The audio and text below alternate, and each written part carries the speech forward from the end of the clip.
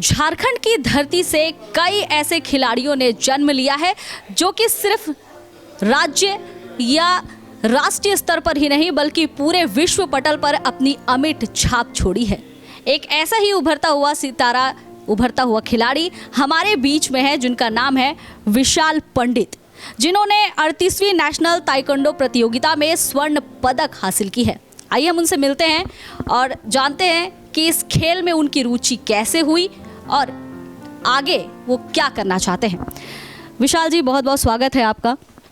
सबसे पहले हम जानना चाहेंगे कि आपने स्वर्ण पदक 38वीं नेशनल ताइक्वांडो प्रतियोगिता में आपने स्वर्ण पदक जीता है, तो इस खेल को जीतने में कितनी मुश्किलों का सामना करना पड़ा?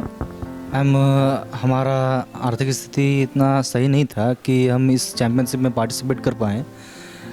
तो हमने सबसे पहले तो इस चैम्पियनशिप के बारे में जब सुना तो देहरादून उत्तराखंड में ये आयोजित हो रहा था, तो उसके लिए जाने के लिए पैसों की ज़रूरत थी।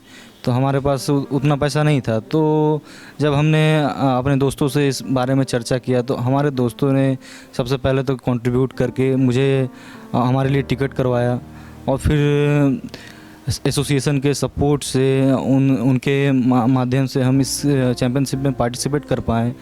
वहाँ पर कई राज्यों के खिलाड़ी सम्मिलित हुए थे, तो हमने सभी के आशीर्वाद से पार्टिसिपेट किया और खेल करके स्वर्ण पदक हासिल किया। अच्छा, आप दिव्यांग हैं, तो आप ताइक्वांडो प्रतियोगिता में जीत हासिल किए हैं और लोगों से सराहना भी मिल रही है, तो क्या आप बचपन से ही दिव्यांग हैं या फिर खेलने के दौरान ऐसी चोट लगी? नहीं मैम, हम 2014 में एक राज्य चैम्पियनशिप हुआ था, उस खेलने के दौरान चोट लगा था। उस समय से हमारा राइट हैंड काम नहीं करता है। सरकार से क्या उम्मीद रखते हैं, क्योंकि ये प्रतियोगिता जो है नेशनल लेवल की प्रतियोगिता है, अगर सरकार मदद करे तो ज़रूर आप जो है आगे बढ़िएगा, तो सरकार से आपकी क्या उम्मीद है? हमारा सरकार से यही उम्मीद है कि सरकार हमारे जैसे खिलाड़ी या फिर मुझे मेन हम लोगों का होता है कि फाइनेंशियली सपोर्ट नहीं मिल पाता है, तो सरकार हमें आर्थिक सहायता दे जिससे कि हम लोग हर चैम्पियनशिप में पार्टिसिपेट कर राष्ट्रीय का नाम रोशन कर पाएँ। ताइक्वांडो प्रतियोगिता कह सकते हैं कि हर घर में एक क्रिकेटर होता है, फुटबॉलर होता है, लेकिन ताइक्वांडो प्रतियोगिता जो है वो एक अनकॉमन कह सकते हैं। तो इस खेल को अपना लक्ष्य बनाने की जो सोच है वो कहाँ से आई? ताइक्वांडो एक सेल्फ डिफेंस मार्शल आर्ट है और हमारा जो रहा है इस खेल को चूज़ करने के लिए, तो एक सशक्त और शक्तिशाली बनने के लिए हमने इस चीज़ को चूज़ किया था। और यह मार्शल आर्ट हमारे सभी जैसे डिफेंस में और सरकारी जितने भी गवर्नमेंट के जितने भी जॉब होते हैं उसमें ये सम्मिलित है। इस कारण से हमने इस गेम को चूज़ किया था। अच्छा, ताइक्वांडो के वाइस प्रेसिडेंट जो है वो भी झारखंड के हैं, संजय शर्मा जी, तो क्या उनसे आपको कुछ मदद मिल रही है? सर का बहुत बड़ा हाथ रहा है, सर का बहुत सहयोग रहा है जिससे कि हम इस चैम्पियनशिप में पार्टिसिपेट कर पाएँ। जी, संजय शर्मा जी से मेरी बात हुई थी, उन्होंने कहा था कि ताइक्वांडो के लिए वो बहुत कुछ करने वाले हैं, यहाँ पर उस खेल को आगे बढ़ाने के लिए वो कई ऐसे मुहिम चला रहे हैं। तो क्या आप उस मुहिम का हिस्सा है या लगता है कि सर ने जो मुझसे कहा वो सच में आगे उस दिशा में बढ़ रहे हैं?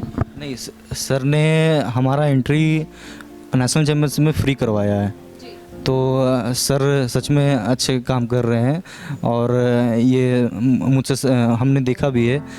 ये नेशनल चैम्पियनशिप में हमारा जो फ्री एंट्री करवा करके।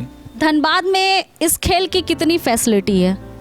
धनबाद में इस खेल के लिए फैसिलिटी तो ज़्यादा नहीं है, अब सभी प्राइवेट एकेडमी ही चलती है, तो अपने अपने सुविधा अनुसार सभी कोचेस अपना एकेडमी चलाते हैं। ताइक्वांडो खेल को जोखिम भरा खेल माना जाता है और इससे हम इनकार भी नहीं कर सकते क्योंकि आपको चोट भी इसी वजह से लगी है, तो ये खेल कितनी चुनौती भरी रहती है और क्या सलाह देना चाहेंगे लोगों को, क्योंकि कई बार ऐसी होती है कि लोग जो है देख रहे हैं सामने से कि आपको चोट लगी है, इनको चोट लगी है, तो एक डर सा हो जाता है।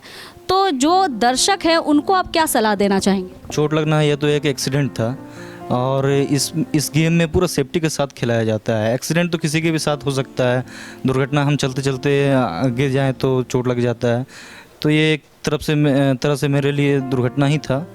और इस खेल में उतना भी रिस्क नहीं है जितना हम लोग सोचते हैं, यह गेम पूरा सेफ्टी के साथ खिलाया जाता है। तो इसी खेल के साथ आगे बढ़ना चाहेंगे? जी।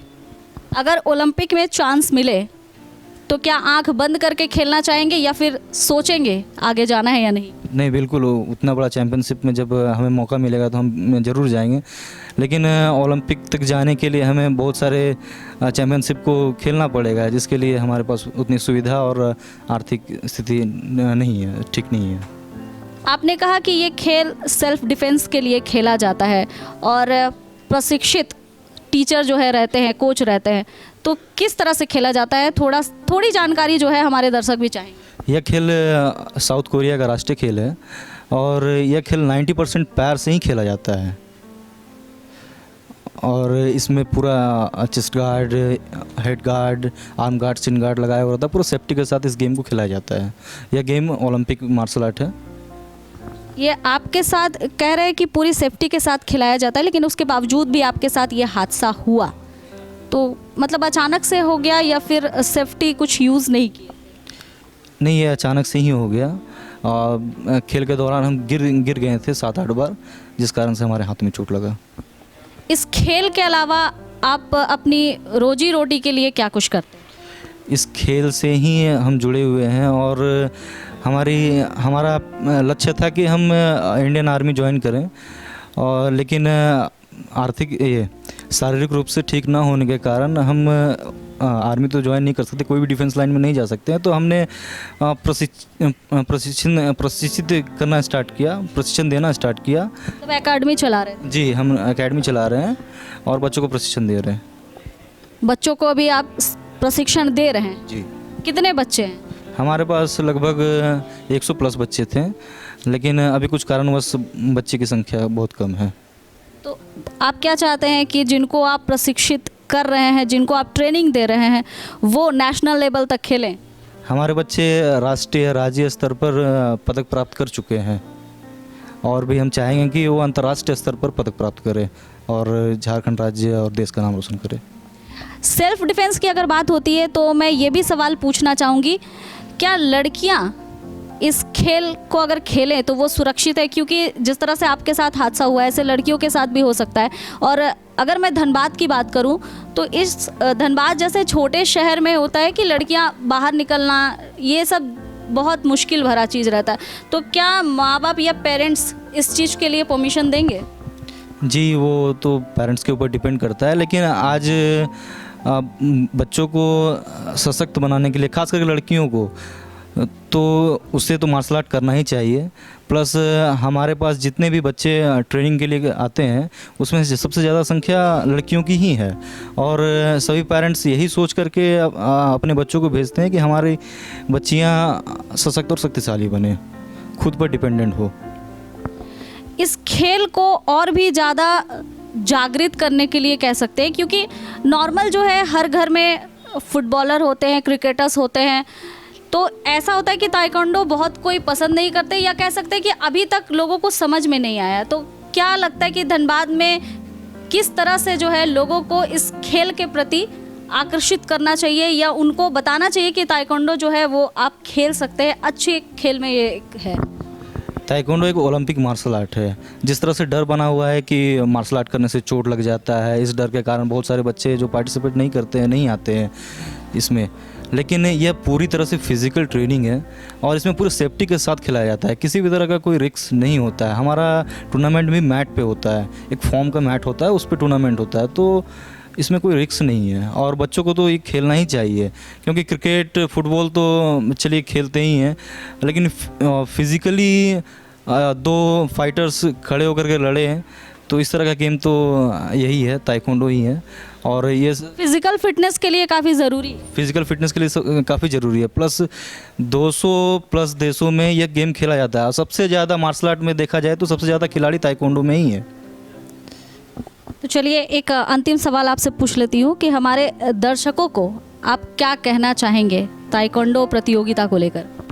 ताइक्वांडो प्रतियोगिता बहुत अच्छा है। आप लोग सभी अपने अपने बच्चों को अगर इसमें पार्टिसिपेट कराएं तो बच्चों के लिए एक गेम की तरह खेलना भी हो जाएगा, प्लस बच्चे कुछ अपने निजी जीवन में कुछ सीख भी जाएंगे। एक डिसिप्लिन मार्शल आर्ट है ये, और बहुत डिसिप्लिन के साथ ये गेम सिखाया जाता है। तो आपके बच्चे सशक्त शक्तिशाली भी बनेंगे, प्लस एक डिसिप्लिन भी आएगा बच्चों में। और ये गेम बहुत अच्छा है, आप लोग खेल सकते हैं, ट्राई कर सकते हैं।